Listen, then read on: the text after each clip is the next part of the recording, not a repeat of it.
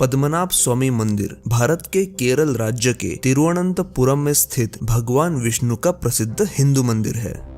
इस मंदिर के गर्भगृह में भगवान विष्णु की विशाल मूर्ति है जो शेषनाग पर शयन मुद्रा में विराजमान है।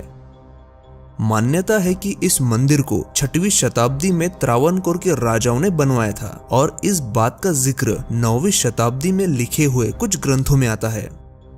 इस मंदिर में 6 तहखाने हैं। कहा जाता है कि त्रावणकोर के राजाओं ने अपने बेशकीमती खजानों को मंदिर की दीवारों और तहखानों में कहीं छुपा कर रखा था।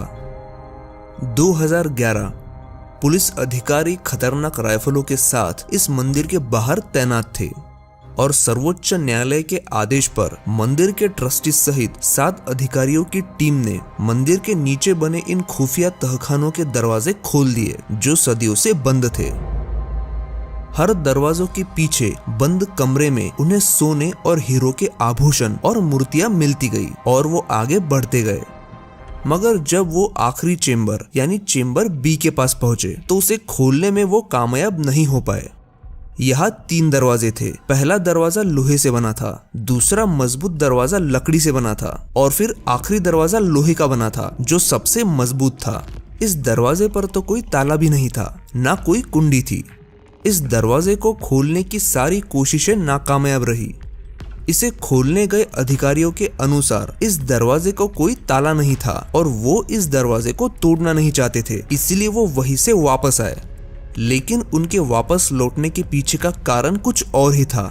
इस दरवाजे पर सांपों के जो चित्र बने हैं वो ये चेतावनी दे रहे थे कि इस दरवाजे को खोला गया तो अंजाम बहुत बुरा होगा, और वैसा हुआ भी था।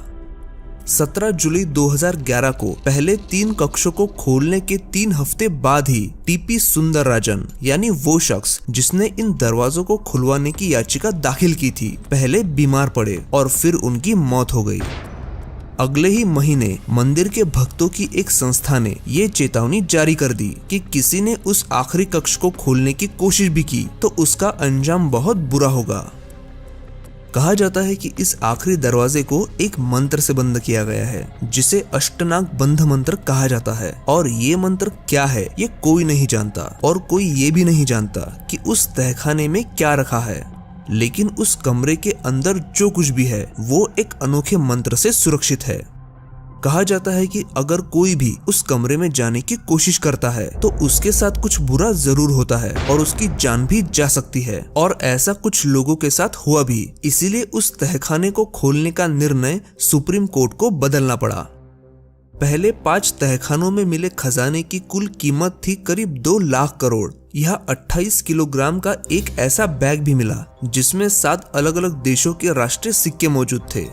इसके बाद केरल हाईकोर्ट के 2 पूर्व जजों समेत 8 लोगों का पैनल बनाया गया जिन्होंने मंदिर के तहखाने से मिले खजाने की गिनती की, जिसमें 3 साल का समय लगा था।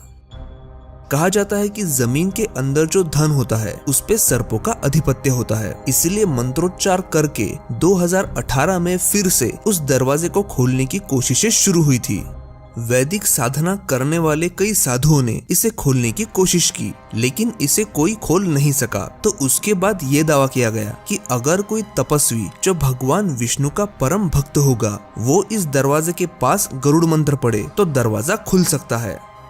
26 दिसंबर 2004 को केरल, तमिलनाडु और अंडमान निकोबार समेत कई इलाके समंदर की चपेट में आए थे, लेकिन तिरुवनंतपुरम के पद्मनाभ स्वामी मंदिर को समंदर की लहरें छू भी नहीं पाई थी, और वो भी तब जब ये शहर समंदर के किनारे पर है और समंदर से मंदिर की दूरी महज 3 किलोमीटर है। त्रावणकोर राज परिवार की माने तो इस दरवाजे को खोलते ही महाप्रलय आ सकता है, इसीलिए इस परिवार सहित इस शहर के लोग उस तहखाने को खोलने के विरोध में हैं। ये भी कहा जाता है कि उस तहखाने के अंदर बेहद खतरनाक हथियार रखे हुए हैं। महाभारत जैसे धर्म ग्रंथ में भी इस बात की चर्चा है कि देवताओं के पास एक से एक विनाशकारी प्राचीन हथियार थे। महाभारत में ऐसे युद्ध की चर्चा है जो आज के साइंस फिक्शन फिल्मों में दिखाई देती है। उसमें ऐसे ऐसे हथियारों के इस्तेमाल की बात की गई है जिनके बारे में सुना तक नहीं गया था। एक ब्रह्मास्त्र अकेला पूरे ब्रह्मांड को खत्म करने की शक्ति रखता था। ऐसे हथियारों को नष्ट नहीं किया जा सकता था। इसीलिए ऐसा कहा जाता है कि इंसानियत की भलाई के लिए उन हथियारों को ऐसे ही मंदिरों के तहखाने में छुपा दिया था। तो क्या ऐसा हो सकता है कि इस मंदिर के चेंबर बी के अंदर वो हथियार रखे हो जिनकी चर्चा महाभारत जैसे धर्म ग्रंथों में की गई है, या फिर इस दरवाजे के पीछे कोई ऐसा बेशकीमती खजाना होगा जो पूरे भारत की गरीबी मिटा सकता है। इस हकीकत से पर्दा तभी उठेगा जब ये दरवाजा खुलेगा। आपको क्या लगता है, ये तहखाना खुलना चाहिए या नहीं? क्या वाकई इसे खोलने से कोई महाप्रलय आएगा? आपकी राय नीचे कमेंट करके जरूर बताइए, और वीडियो अच्छा लगा हो तो इसे लाइक जरूर करें, और ऐसे ही वीडियोस देखने के लिए हमारे चैनल को सब्सक्राइब करें।